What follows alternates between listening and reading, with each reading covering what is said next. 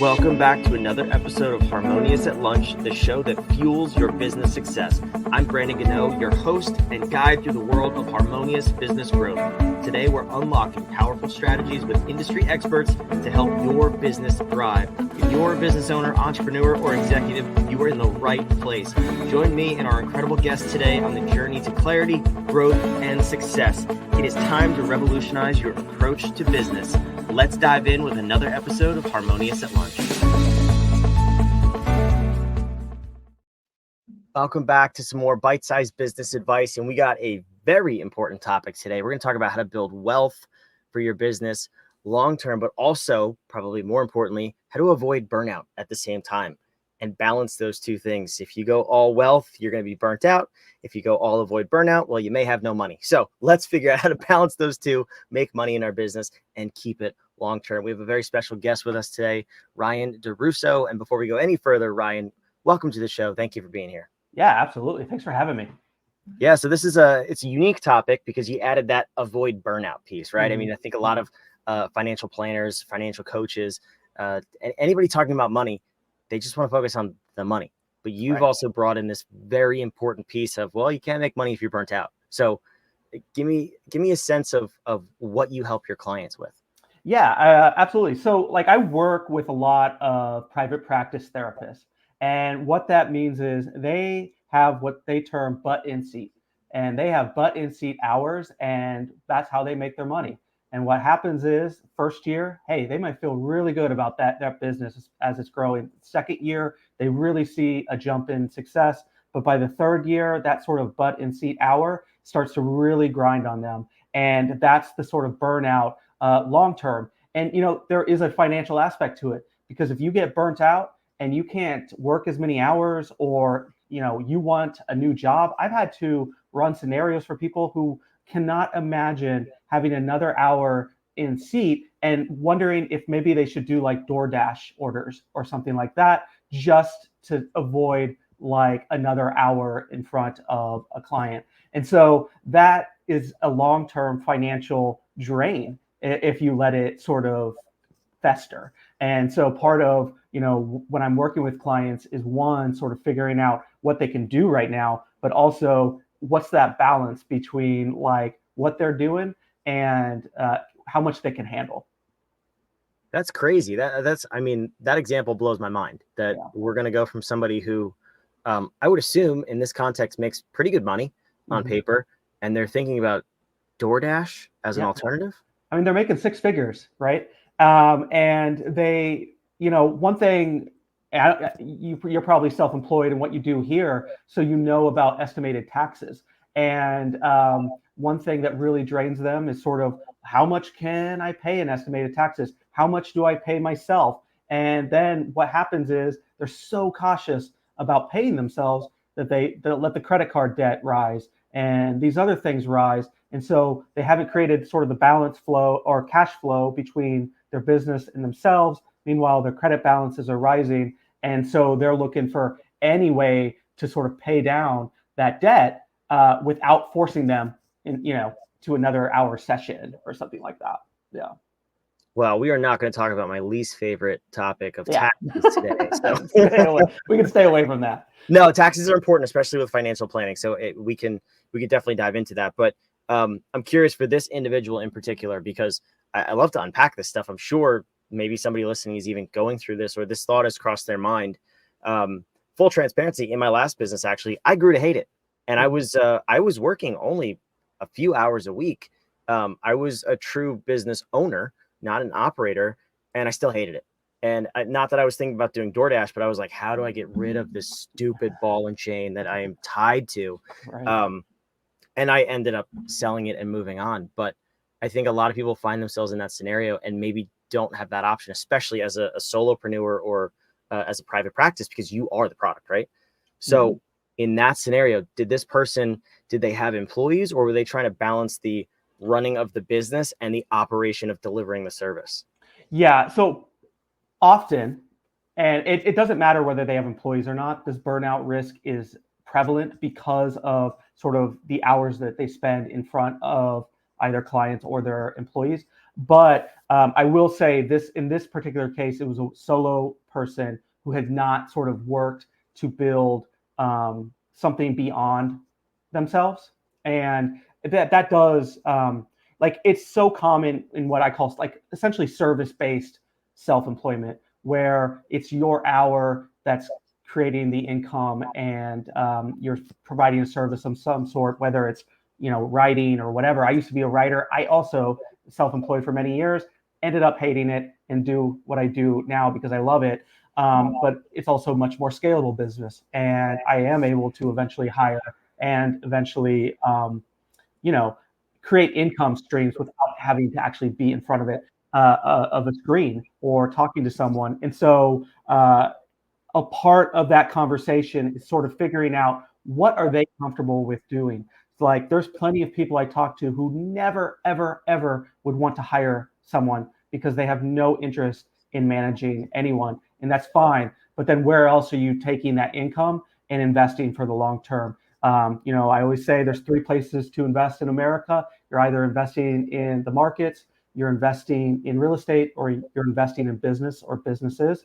And you need to sort of figure out what makes sense for you based on your risk profile, your goals, all that sort of stuff.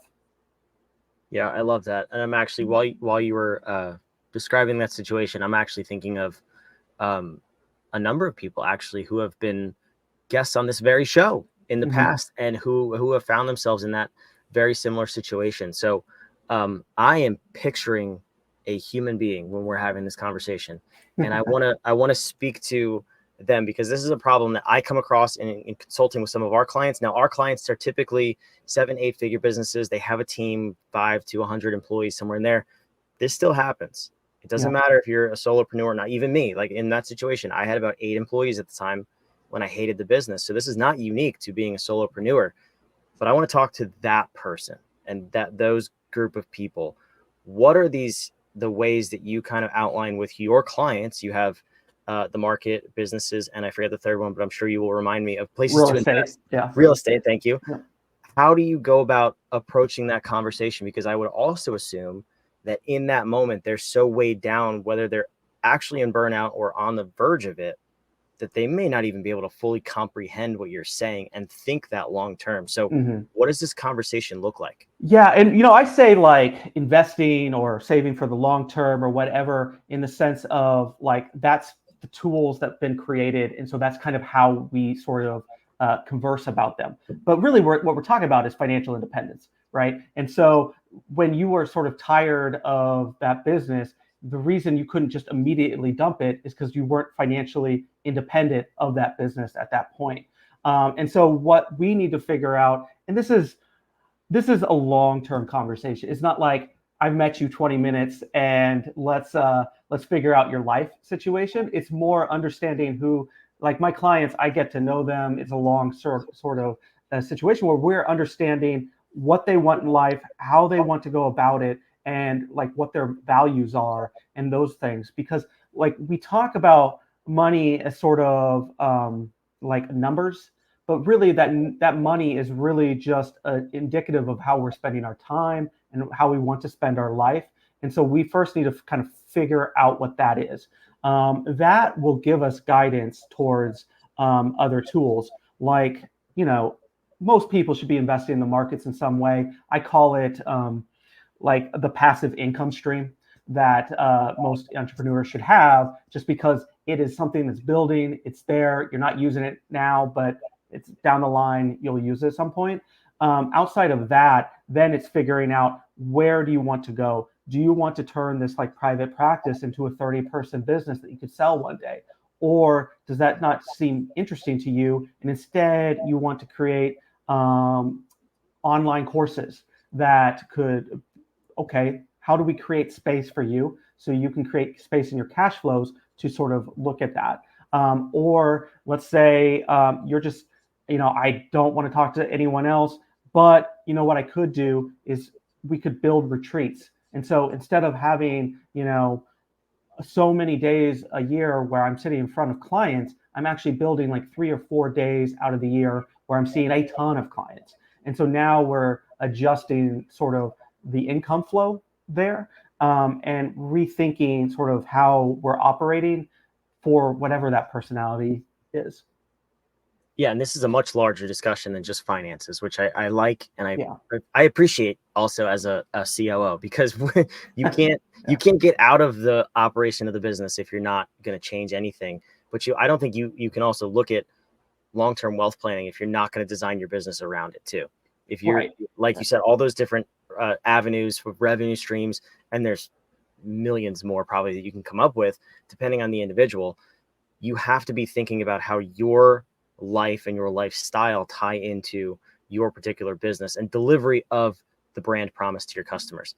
So I love this approach that you take. And I'm curious, when you're working with people at first, and regardless of really where they're at, what does their transformation look like as you start to go through this conversation? Because I would also assume that none of them have really, or most of them have not thought about these different options when you present them.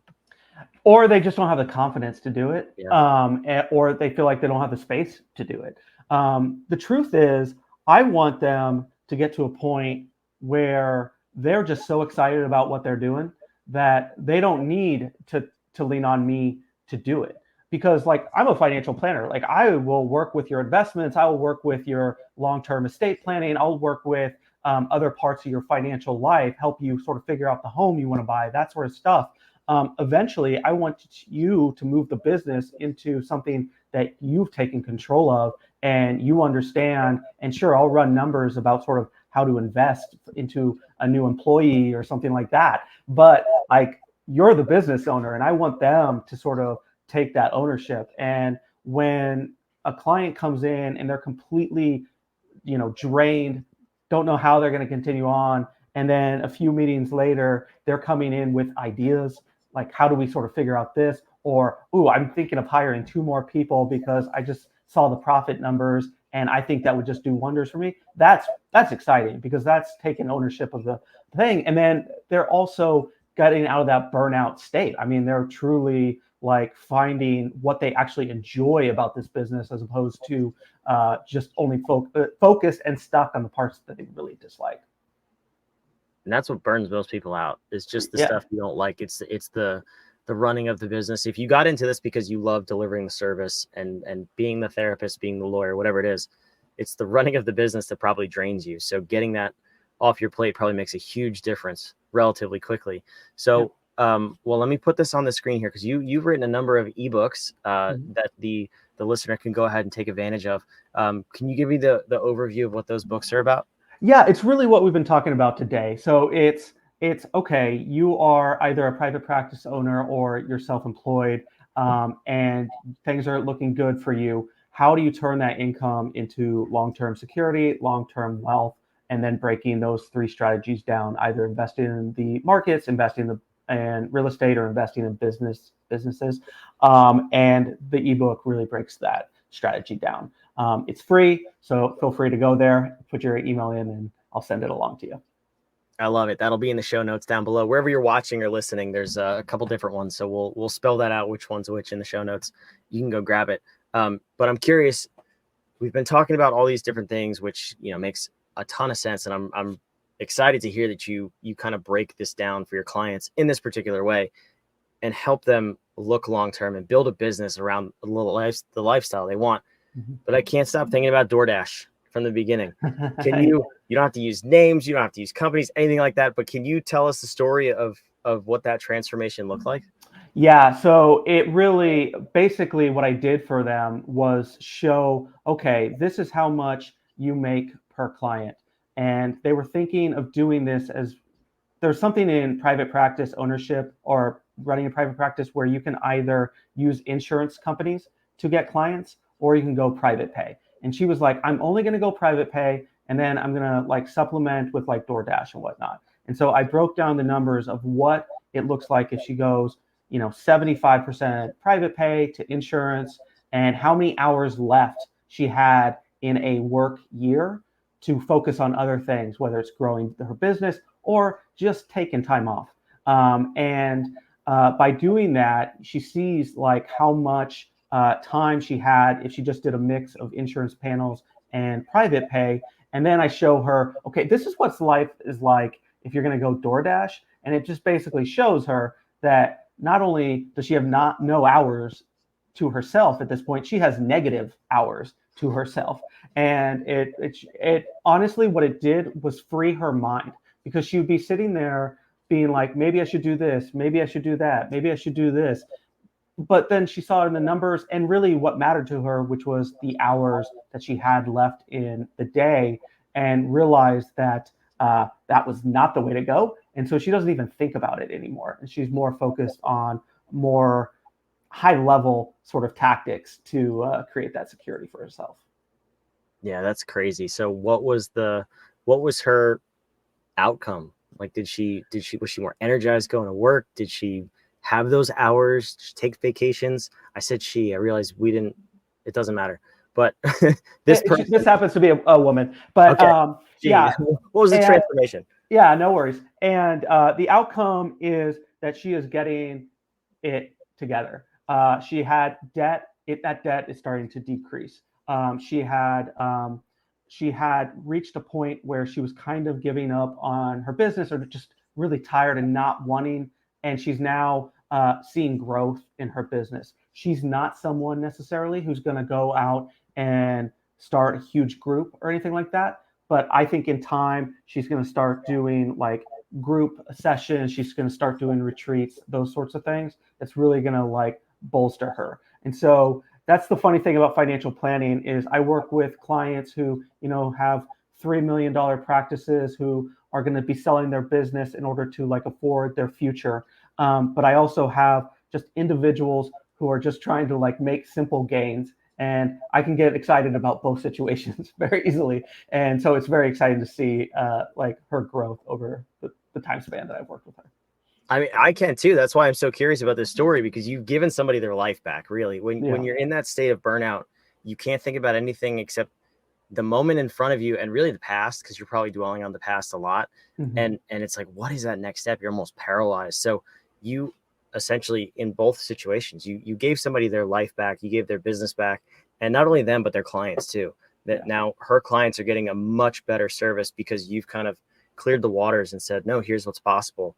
And she can go and take that on. So I think what you're doing is phenomenal. And I can't wait to hear more stories. Hopefully you come back and you have a dozen more stories for us. Anytime. Plenty of stories. I love the stories. It's honestly why I do what I do now. And it's why I love this job that I do now. So that's fantastic. It's so cool. So what I want to do is ask you for a question. I'm a firm believer here at Whadif. We believe that powerful questions get powerful answers. There's a giant lit up obnoxious question mark behind me. We kind of live this philosophy out every day. And I'm curious, in terms of income to wealth, that's what we're talking about here, and avoiding burnout. What is a powerful question that you would want the listener to walk away from this episode with and think about for the next day, for the next week, in order to get on this path to long-term financial success? I mean, I honestly would start with that big question, like, what do you want in life? Like, and by life, I mean, like, what do you want in your business? What do you want in your personal life? Everything. So they're all working towards whatever that future you see for yourself. And that future does not have to be like years and years down the line. You'd be shocked at how many people I speak to who are just like, I want to go on a 2-week vacation. And, that is not too difficult of a thing to sort of plan for in the long scheme of things. And so really think about where you want to be, who you want to help, how you want to live your life, and then structure your business, your finances, your life around that. I love that. That's such a powerful question. If I may ruin it completely. Yeah, absolutely. My wife, maybe you can resonate. My wife made me watch The Notebook with her. And there's a scene in the movie where Ryan Gosling, I think it's Ryan Gosling, says to the girl in the movie, what do you want? What do you want? And I always, whenever somebody says, what do you want? I think of that line in the movie because we can't usually tell people what we want. We can only tell them what we don't want. And it's not the same question. It's not the same answer. So ponder that question. I really love it. Ryan, thank you so much for being here and being a phenomenal guest. I appreciate it. Have a good one. All right, for those of you watching, listening, wherever you are, I'm sorry if I ruined the question and the episode, but go ask yourself that question. What do you want? What do you really want your business to do for you, for your lifestyle, more importantly? And then somebody like Ryan can go help you with that. So take advantage of the downloads, the ebooks, they're in the show notes. Everything's down below. Make sure you subscribe. We want to see you on the next episode of Harmonious at Lunch tomorrow. Thanks for being here.